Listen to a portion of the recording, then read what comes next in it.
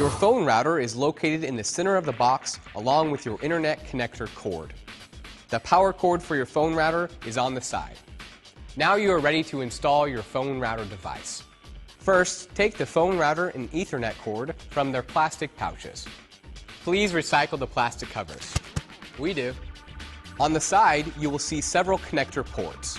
First, connect your primary phone cord to the port marked Line 1. Make sure the other end is firmly connected to your phone. Now, unplug your Ethernet cord that is currently connected to your broadband modem and plug it into the yellow Ethernet port on your phone router. Next, plug the Internet connector cord into the port marked Internet. Plug the other end into your broadband modem. Now take the power cord out of its plastic pouch. Recycle it too, and plug the adapter end into your phone router.